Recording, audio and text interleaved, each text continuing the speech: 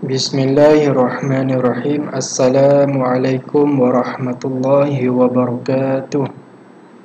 Alhamdulillah, bersyukur kita kepada Allah Subhanahu wa taala dapat kita bertemu lagi pada minggu ini seperti biasa setiap hari Rabu pada sesi pagi kamu akan bersama Ustaz dalam kelas Aqidah. Bagi anak-anak tahun 4, apa khabar semua? Ustaz harapkan kamu semua sihat dan bersemangat pada hari ini untuk kita belajar mata pelajaran Aqidah bersama Ustaz, insya-Allah. Sebelum kita mulakan pelajaran kita pada pagi ini, sama-samalah kita menadah tangan membaca doa terlebih dahulu. Bismillahirrahmanirrahim. Allahumma aftah alaina hikmataka wanshur alaina min khazaini rahmatika ya arhamar rahimin. Amin. Okey, insya-Allah pada hari ini Ustaz akan sambung pelajaran yang kedua, iaitu sifat wahdaniyah. Okey, pada minggu lepas Ustaz ada menerangkan berkenaan dengan apa makna wahdaniyah, pengertian wahdaniyah dan dalil wahdaniyah. Okey, itu yang kita belajar pada minggu lepas dan Ustaz harapkan kamu semua faham. Dan hari ini kita akan sambung pelajaran masih lagi sifat wahdaniyah, iaitu tajuk kita iaitu kesan beriman dan akibat tidak beriman kepada sifat wahdaniyah Allah. Okay, sebelum kita mulakan pelajaran kita pada hari ini, Ustaz nak tanyalah, apa itu wahdaniyah? Sifat yang keberapa wahdaniyah ni? Sifat apa? Sifat wajib bagi Allah. Sifat yang keberapa wahdaniyah? Allah wujud qidam baqa mukhalafatuhu lil hawadithi qiyamuhu binafsihi wahdaniyah, iaitu sifat yang ke-6. Sifat wajib Allah yang ke-6. Okey, wahdaniyah ni apa erti wahdaniyah? Iaitu Allah Maha Esa, ataupun Allah itu satu, Allah itu tunggal. Okey, itu adalah erti wahdaniyah. Okey, Allah tidak ada ramai, iaitu lawan dia ta'addudun. Okey, itu minggu lepas kita dah belajar. Okey, jadi hari ini kita akan sambung insya-Allah berkenaan dengan kesan beriman dengan sifat wahdaniyah. Okey, dalam buku teks kamu boleh lihat dalam muka surat 39. Okey, 39 iaitu berkenaan dengan kesan beriman dengan sifat wahdaniyah. Okey, sebelum kita mulakan pelajaran, Ustaz mengharapkan kamu semua boleh dengar, fokus betul-betul penjelasan Ustaz berkenaan tajuk hari ini. Okey, insya-Allah Ustaz akan baca satu persatu dan Ustaz akan terangkan satu persatu berkenaan dengan kesan beriman dengan sifat wahdaniyah. Okey, kesan beriman ni maksudnya bila kita dah percaya Allah itu bersifat wahdaniyah, apa kesan yang kita dapat? Kesan ni kesan baik lah maksudnya. Kesan baik yang kita dapat apa? Bila kita dah percaya Allah itu bersifat wahdaniyah. Okay, kita tengok apa kesan-kesan yang kita dapat. Okay, yang pertama adalah taat akan perintah Allah. Okay, kita akan sentiasa taat akan perintah Allah. Sebab apa? Sebab kita dah tahu Allah itu satu, Allah itu Tuhan kita, tidak ada Tuhan lain selain Allah yang kita kena sembah. Jadi kita kena selalu taat akan perintah dia. Itu kesan yang pertama, kesan baik yang pertama yang kita dapat bila mana kita dah percaya Allah itu bersifat wahdaniyah. Okey. Yang kedua iaitu bertakwa kepada Allah. Okey, apa maksud bertakwa? Okey, bertakwa ni maksudnya kita sentiasa takut kepada Allah. Bertakwa ni maksudnya takut kepada Allah. Kita akan rasa takut kepada Allah. Takut macam mana? Kita akan selalu buat apa yang Allah suruh dan kita akan selalu menjauhi apa yang Allah larang. Okay, itu maksudnya bertakwa kepada Allah, takut akan Allah. Okay, itu yang kedua kesan yang kita dapat. Yang ketiga, apa kesannya? Iaitu teguh dan kukuh iman. Okay, iman kita akan sentiasa kukuh dan teguh. Okay, maksudnya iman kita dalam hati, dalam diri setiap manusia ada iman. Okay, iman itu adalah maksudnya kepercayaan dia.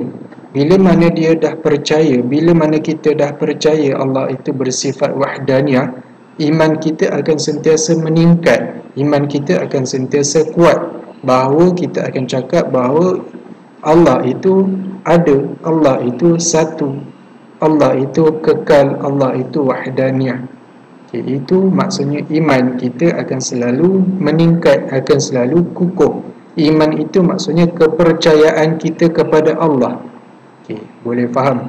Kepercayaan kita kepada Allah itu semakin meningkat. Bila kita dah percaya Allah itu wahdaniyah, kita akan sentiasa, kita akan rasa makin percaya kita kepada Allah. Itu maksudnya. Boleh faham tak? Okay, itu yang ketiga. Yang keempat, apa kesan yang kita dapat? Iaitu suka membuat amalan kebaikan. Okay, bila mana kita dah tahu Allah itu wahdaniyah, Allah itu Tuhan kita, Allah itu Tuhan kita yang satu, kita akan selalu membuat kebaikan, kita akan selalu mencari kebaikan. Okay, itu yang keempat. Okay, yang kelima, tidak sesekali menyekutukan Allah. Apa maksud menyekutukan Allah? Menyekutukan maksudnya mensyirikkan. Syirik, tahu syirik? Syirik itu maksudnya menduakan Allah. Dia sembah selain daripada Allah. Contoh sembah Tuhan pokok, contoh sembah pokok, sembah matahari, itu maksudnya syirik. Ataupun dia percaya akan kuasa lain selain daripada kuasa Allah. Contohnya sihir, contoh. Dia menyekutukan Allah. Jadi bila mana kita beriman bahawa Allah itu ada, bahawa Allah itu Tuhan kita yang satu, kita jangan sesekali menduakan Allah, menyekutukan Allah. Boleh faham tak? Okey, itu poin yang kelima. Okey, yang keenam, iman akan bertambah. Okey, samalah macam nombor 3 tadi. Okey, teguh kukuh iman dan iman akan bertambah. Macam Ustaz cakap tadilah, yang nombor 3 sama sahaja. Okay, bila mana kita makin percaya kita kepada Allah, makin iman kita akan bertambah. Kepercayaan kita kepada Allah itu akan bertambah. Okay, itu yang keenam. Okay, yang ketujuh, kesan yang kita dapat iaitu kita akan sentiasa takut melanggar larangan Allah. Yang tadi kita taat perintah Allah dan kita takut melanggar larangan Allah.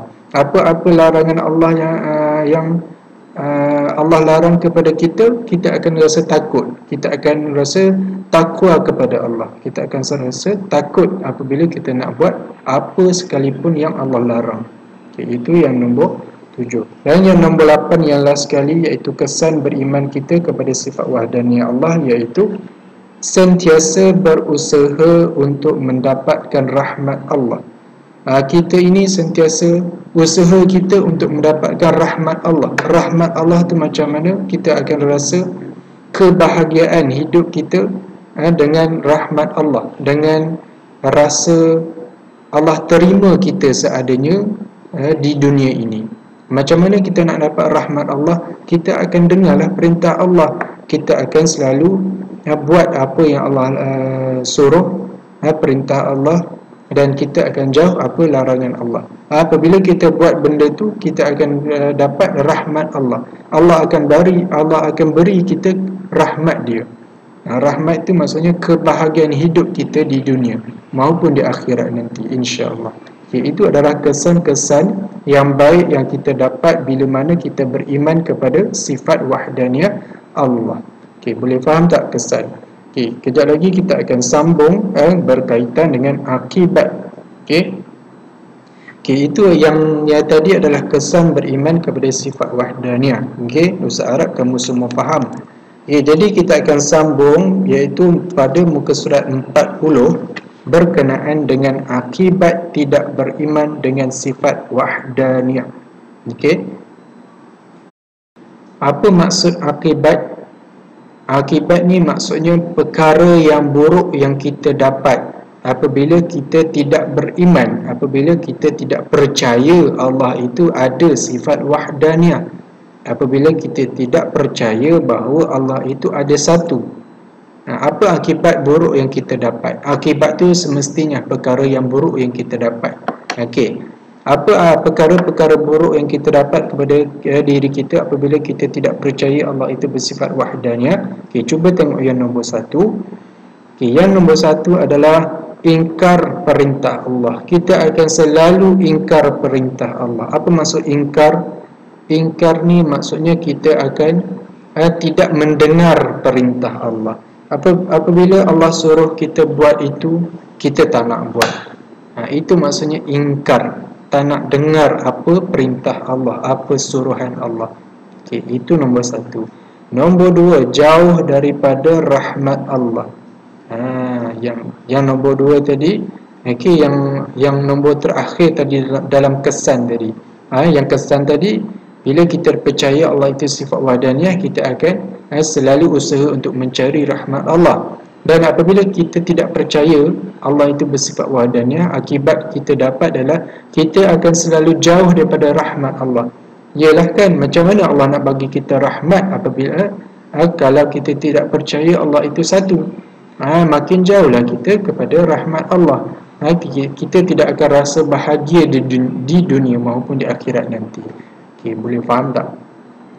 Okay, itu nombor 2. Nombor 3, tiada keberkatan dalam hidup. Allah tidak memberkati dalam hidup kita. Allah tidak memberkati hidup kita sepanjang kita hidup di dunia ini.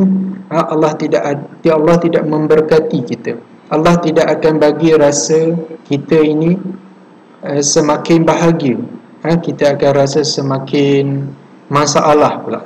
Semakin kita tidak percaya Allah itu wahdaniyah, semakin itulah Allah tidak bagi kita keberkatan hidup. Allah tidak bagi kita seronok dalam kehidupan di dunia. Itu maksud nombor 3. Okey, nombor 4, hidup menjadi tidak tenteram. Okay, lebih kuranglah dalam nombor 3 tadi. Kita akan rasa tidak seronok dalam hidup kita. Rasa tidak tenteram, rasa tidak aman damai. Tidak seronoklah maksudnya. Kita hidup di dunia ini rasa macam semakin bertambah masalah. Itu maksudnya Allah tidak memberkati kita, Allah tidak memberi rahmat kepada kita. Itu adalah hidup kita semakin hari semakin tidak tenteram apabila kita tidak percaya Allah itu bersifat wahdaniyah. Itu yang nombor 4. Nombor 5, menyekutukan Allah. Menyekutukan Allah macam Ustaz cakap tadi dah dalam kesan tadi, iaitu kita mensyirikkan Allah. Kita akan rasa kuasa lain lebih hebat daripada kuasa Allah. Contohnya sihir. Kita nak berjaya, contoh. Kita nak berjaya dalam peperiksaan. Kita tak nak mendoakan, kita tak nak berdoa kepada Allah, tapi kita guna kuasa sihir. Kita cari bomoh, kita cakap dekat bomoh, aku nak berjaya, tolonglah bomoh untuk bagi aku kejayaan. Bomoh tu pula dia guna kuasa syirik. Syirik tu dia guna kuasa syaitan, jin. Itu maksudnya dia menyekutukan Allah, dia menduakan Allah, ataupun dia sembah selain daripada Allah. Contohnya matahari, pokok dan sebagainya. Okey, itu nombor 5. Nombor 6, suka melanggar larangan Allah. Semakin kita tidak percaya Allah itu satu, semakin itulah kita makin rasa suka untuk langgar larangan Allah. Apa semua larangan Allah yang Allah larang kepada kita, dia akan rasa suka untuk membuat larangan tersebut. Faham tak? Contoh mencuri. Allah larang kita mencuri. Lepas tu dia tidak percaya Allah itu ada satu. Semakin itulah dia rasa seronok untuk mencuri, sebab Allah tak nampak dia. Dia rasa Allah itu tak nampak dia, kan? Okay, itu maksud yang nombor 6. Rasa suka untuk langgar larangan Allah. Okay, nombor 7, dipandang hina di dunia dan di akhirat. Siapa pandang kita hina di dunia dan di akhirat? Allah lah. Sebab kita tak percaya Allah itu sifat wahdaniyah, Allah itu ada sifat esa. Okay, siapa yang pandang kita? Allah lah yang pandang kita, pandang yang hina.